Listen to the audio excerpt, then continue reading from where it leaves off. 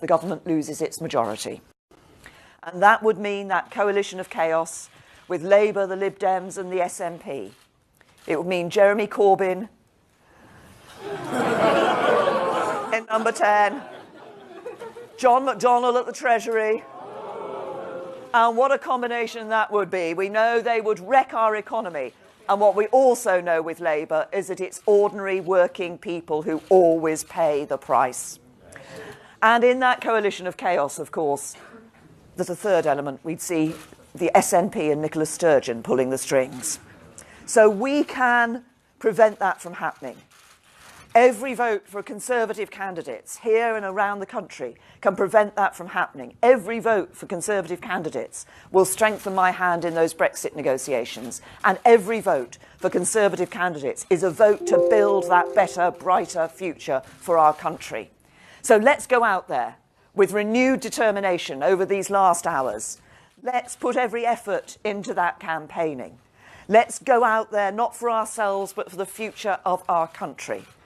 And I have a very simple message to people. Vote Conservative in the national interest. Give me your backing to lead Britain. Give me the authority to speak for Britain. Strengthen my hand is a vote when I negotiate for Britain. And with your backing, I will deliver for Britain. Thank you.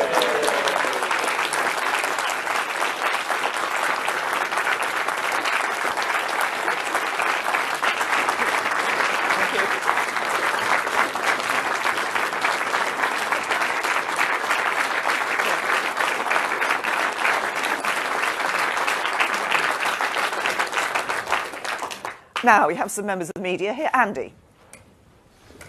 Thank you, Prime Minister. When you called this election, a lot of people were talking about a landslide. No one's talking about that anymore. Isn't the reason for that the campaign that you've led? It's been a disappointment, hasn't it?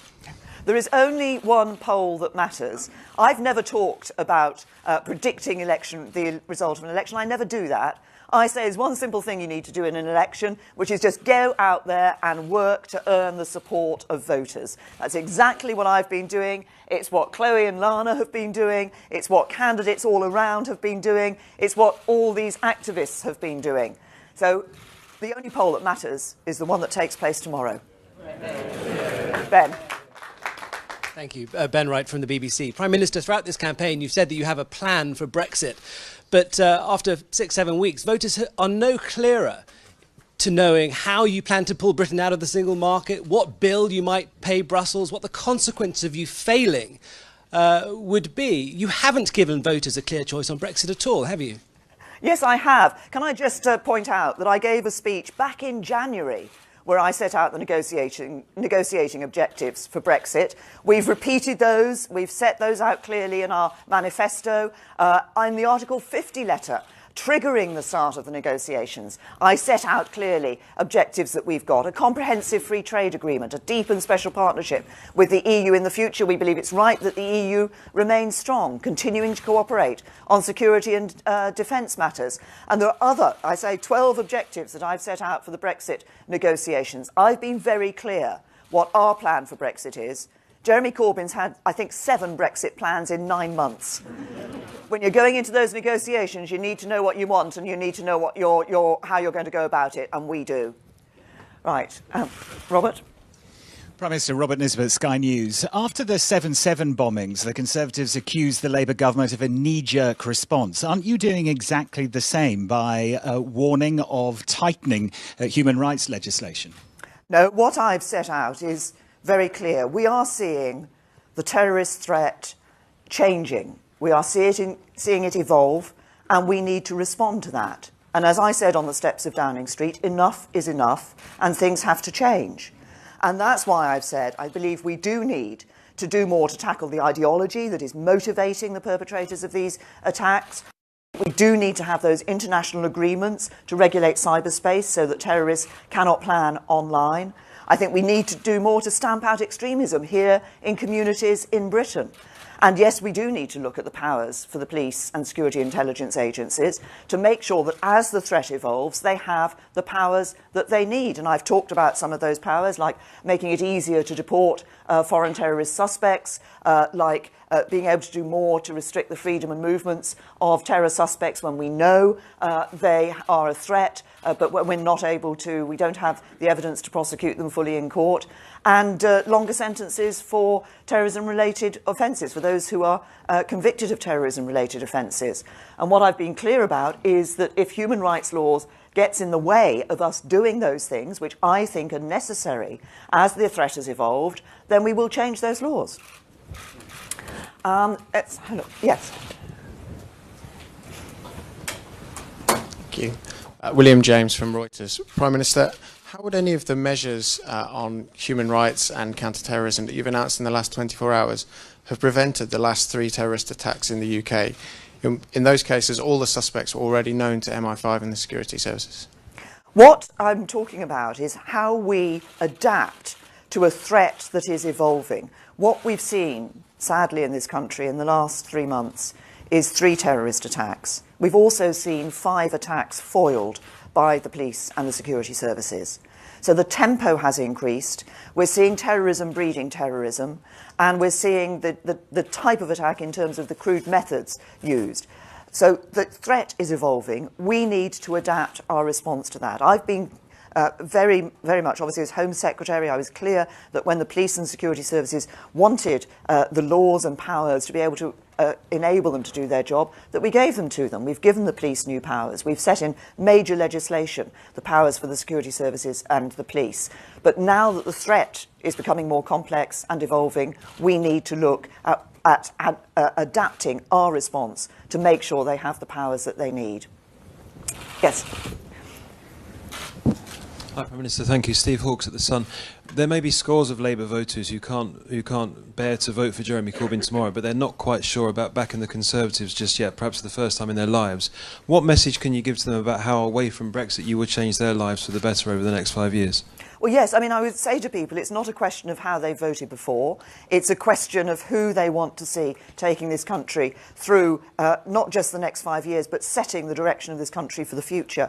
And I would say to those voters that I think many of them will be people, the sort of people I met when I stood, for example, up in northwest Durham some years ago. People who are fiercely patriotic, who are very proud of their part of the country, who want to see good jobs for their children, who want their children to get a good quality of education, who want the public services to be there to support them when they need it. And it's the Conservative Party, because we will build that strong economy that will see more jobs, that will see better paid jobs. We will be on people's side. We will help them with the cost of living through capping those rip-off energy tariffs. But through developing that strong economy, through growing our economy, we can ensure we can invest in the NHS, we can provide a good school place for every child, and crucially, we'll also provide proper technical education for young people for the first time in this country. Yeah, the side. Yes, sorry. Prime Minister Henry Zeffman from The Times. In 2011, as Home Secretary, you scrapped control orders and replaced them with less restrictive powers over terrorist suspects. Now you want to beef powers back up again. Isn't this just another U-turn? No, the reason we did what we did with control orders was because the courts were increasingly knocking those control orders down. So we did introduce the TPIMs, and we have subsequently enhanced the TPIMs. As I said earlier, now that we're seeing the threat evolving, becoming more complex, it's right that we look again at what powers are needed in order to be able to ensure that the police and security services have what they need. I'll take a couple more. Yes. Yeah. Sorry. Yes. No, the gentleman just in front of the lamp here, yes, with the beard. Thank you, Prime Minister. Mesa Hall from the Daily Express. Sorry, Mesa. Yes. You've talked today about reigniting the spirit of the British people. Have you now come to the conclusion that it was our membership of the European Union that stuffed it out? No. What I think is that there is a real opportunity for us now as coming together as the United Kingdom, grasping those opportunities that are available to us as we come out of the European Union. But to do that, we have to have that spirit of optimism and of getting out across the world, of trading across the world, of encouraging investment here, of seeing more jobs coming here, and ensuring there is opportunity for everybody. So I said it's about ensuring that people know that it's not about where they come from, but it's actually about them and their hard work that will get them on in life. I think that's so important.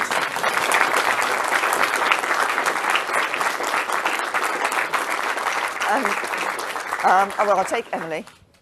Emily Morgan from ITV News. Prime Minister, you said you wouldn't make policy up on the hoof, but isn't that exactly what you did last night in a desperate attempt to persuade voters that you are tough on terror? And if I may, you've had your ups and downs over the last few weeks. What would you say that you've learnt about yourself during this campaign?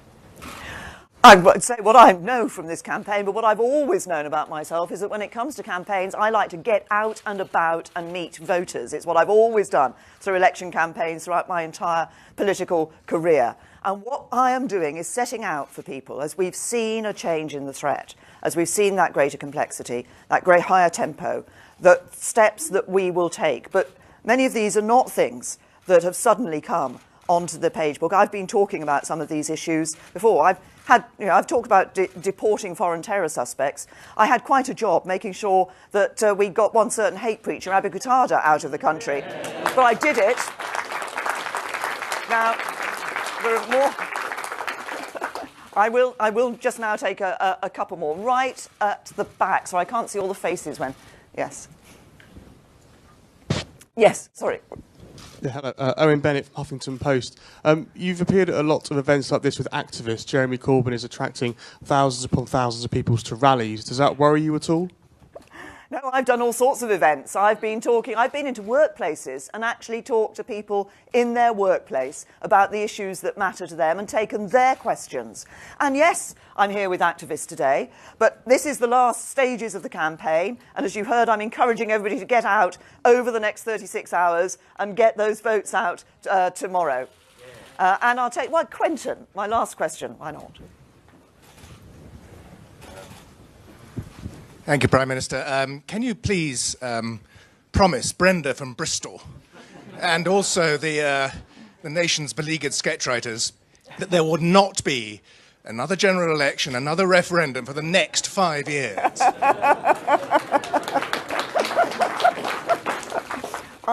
When I called the election, I said that it was because I was concerned that the other parties wanted to frustrate the Brexit negotiations, but also that the country needed that stability over the 5 years. And on the question of a referendum, I can assure you we're the one party that is going to deliver on the will of the British people, respect the will of the British people, ensure we come out of Brexit, and there's no second referendums, unlike other parties. So thank you very much, everybody. Thank you. Thank you.